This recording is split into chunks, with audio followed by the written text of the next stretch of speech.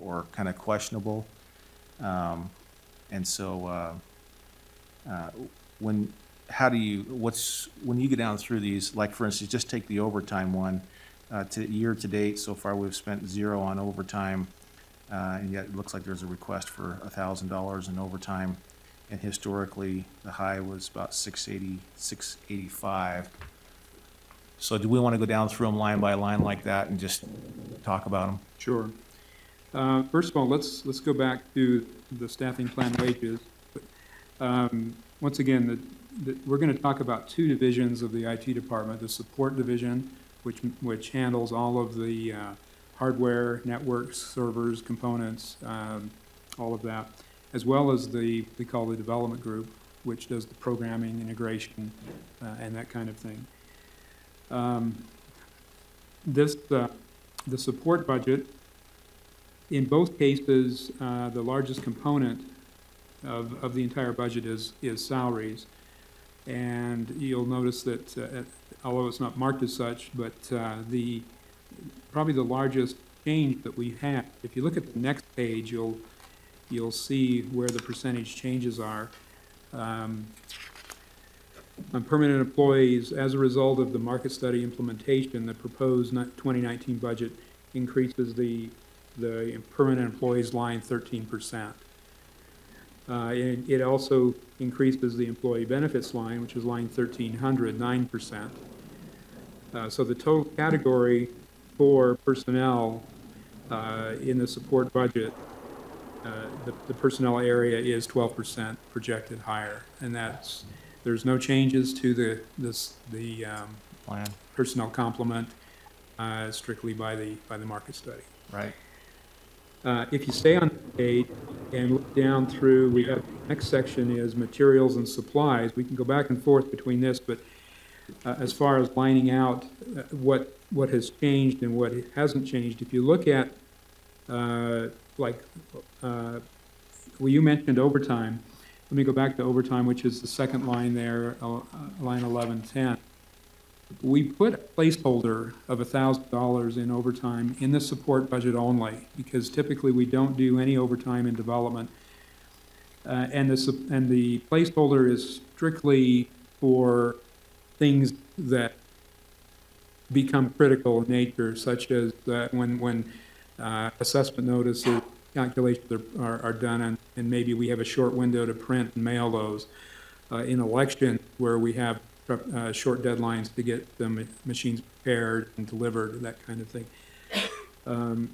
It's not uncommon to not use it. It's very common, I guess, I should say, to not use overtime. We don't typically use much of it at all. And so, again, that 1,000, even though it looks like a big increase, it's just a placeholder. And we use it only in the case where we've got a situation that absolutely requires it. So this year, I mean, in our current budget, there's nothing in there, and then year to date, of course, with nothing being in there, nothing was expended. Right. And so it always begs the question: if we put nothing in there, nothing will be expended in overtime. I mean, it seems like this year there was a lot that could have been used. This year we didn't budget anything this year, and it could go either way. We could either leave it as a placeholder, or we could make it zero and then find the money when we need it. I'm good with either approach on that. In the past, we have done a little bit of placeholder just to have that available to us. Once again, it could go either way. We use so little of it that it's really not a problem to find it somewhere else if we have to. Okay. Okay. If we drop down into, I'm on this this page after the colored sheet, and there's a section called materials and supplies. This is all of the line items that are considered in materials and supplies. And if you look down at the change, either the change original or the change adjusted, you'll see a number of zeros and a number of negatives. These are the change over the 2018 budget. If you look clear down at the bottom, the overall is a minus 2% change.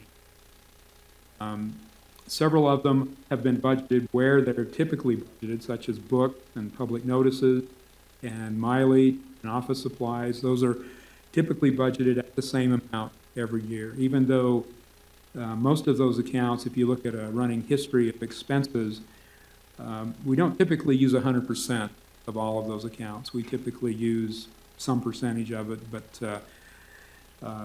not all of it. Very rare that we go over on those.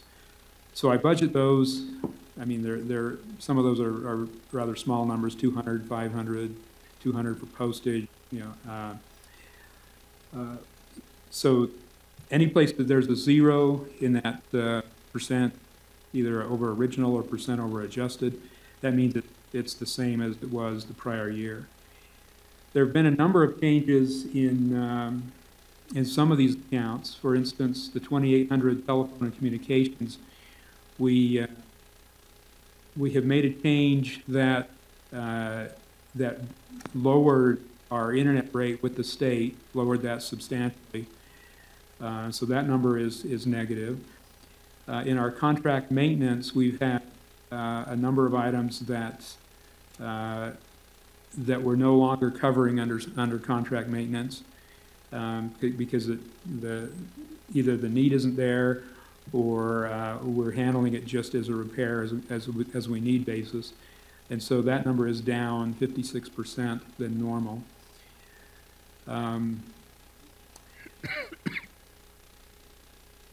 The education line, we had some this year. We removed that just to balance everything this year in the next year. And then down at software, you'll notice software line 4850 is down 27,000, about 7%. There's a number of software items that have changed. Things that we had to purchase in 2018 that were one-time purchases, as well as a number of software items such as Novell, which we're no longer using, and those will disappear in 2019. And so those costs will go away. So overall, the software lines are down. The 720, the capital items or the equipment, we have two lines, 720 and 710, which is below, but the 720 and the 7470 lines are where we budget for our back-end equipment, our network communications equipment, our servers, routers, things like that, as well as the 7470 line is the capitalization line that we replace all of the on-the-desk equipment that is used throughout the organization. That number, the 7470, is up a bit. And that goes in cycles. It's based on when the equipment comes up for replacement. There's a 4-year cycle on our equipment. It's not completely uniform. It's a little higher, will be a bit higher in 2019 than it has been in 2018. And then at the very bottom, the capital outlay, 7410 is very large expenses for things like storage and our expensive server equipment. That is down well 35% from what it was budgeted in 2018. Overall, the total support budget with all of those changes is a 3%, $51,000 increase over the current 2018 budget.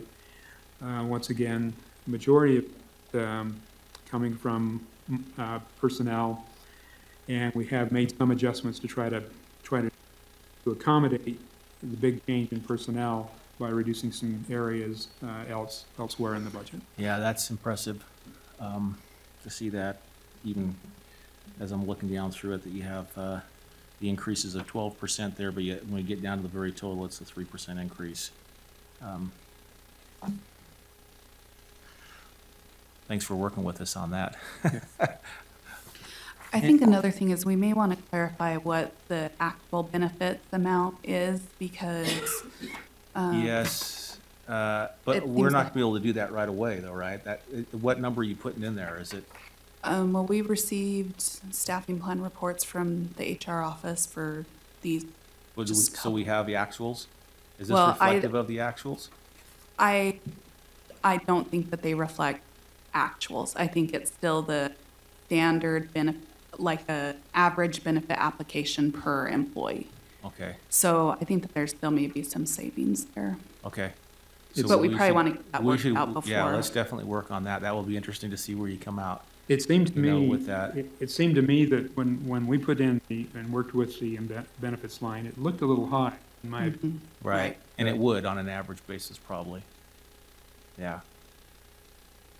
Okay, yeah, that's, hope they all go like this. I mean, okay. okay, Let's move to programming. okay, programming.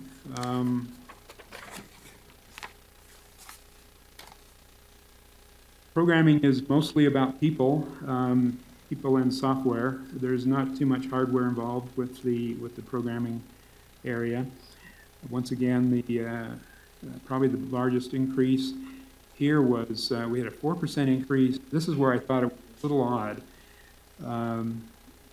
that we only had a 4% increase in wages, but we had a 17% increase in benefits.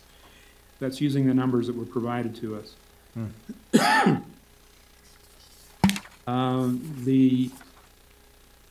This is budgeted once again as it is personnel-wise as it is in 2018, so there's no changes there. Once again, going down, where we could, we kind of backed off on things. So wait, I'm gonna go back to that. So does that does look very odd. I mean, compared to the other one you're at, what? Yeah. It was 13 and 9 or 10. Yeah, and this So one that seems is, a little bit more in line, and this one seems way off. this one was the one that caught my attention. That just seemed like the benefits were completely, Yeah, I'm gonna circle that. completely higher than they should be. And that's using, there was a formula, an explanation given to us with those numbers, and the numbers are built using two things. There's a percentage component, and then there is a fixed cost component that they used, and they have it broken down by full-time, three-quarter, and half-time, and then public safety, not public safety. So there is a known value component that is estimated in dollars that includes the health insurance, the health savings account, and life insurance and the HSA. That's estimated at a dollar amount, and then the others, such as Medicare, the URS, the 401k, LTD, unemployment, workers' comp, is all estimated as a percentage. So you put those two together, and that's what you get for the estimate for the benefits. Whether the percentage part of that is accurate for the development group, like I say, it seems high. So You're gonna look into this, though, and work with HR on it to see we'll work what's with going HR and on? make sure that Yeah. that those numbers are valid. I Okay, did. There's two members of my staff that actually helped produce this sheet, and I went over it with them. And in fact, I challenged them on it, and they said, I don't think these numbers are right. And they came back and they said, well, here's what we were instructed by HR, and they showed me the formulas. And so what they're producing as far as numbers are correct, whether right, the background right. approach is right. Information We in. might need to work Yeah. on that. Yeah, okay. Just a couple notes. Do these numbers include the two MCAP programmers? What this does, we have two MCAT program positions, one of which is budgeted to be filled this year, and that it moves forward to next year, and the other one is still left vacant. Okay.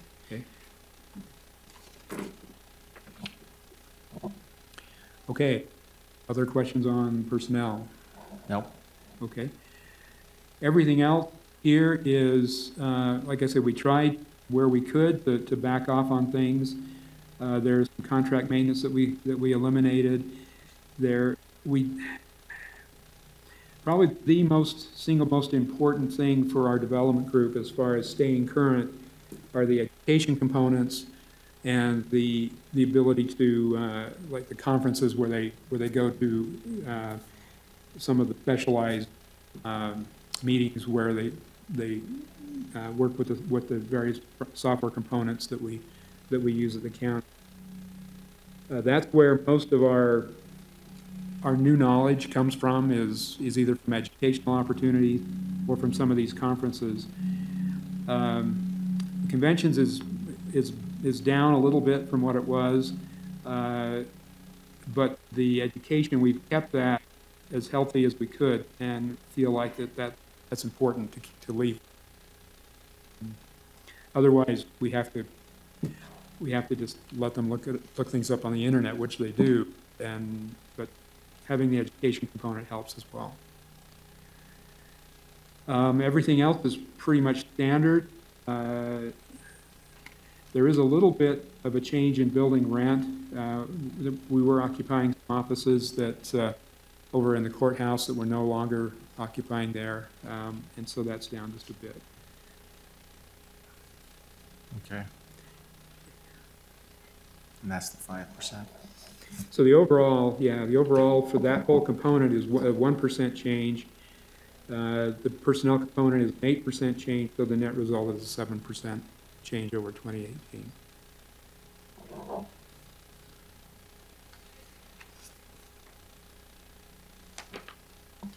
And that percent change is based off of numbers, of actual numbers, right? Because that's interesting that you go from 8%, oh, no, that's positive. So we go 8% on personnel, 1% on materials and supplies, which gives us 7%.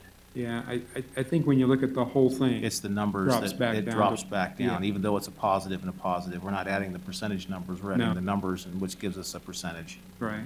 Yeah, okay.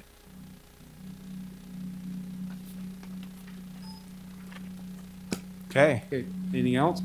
any other questions, Deneen, that you No. may have? All right, thank you. This is good to go through. There's some on here I'm gonna have to digest through and look at a little bit more, and but thank you for the work on If that. you need detail on any of those items, No, happy to provide it. no, to you. after going down through that, I think we can go back through some of these as well and look at them if needed.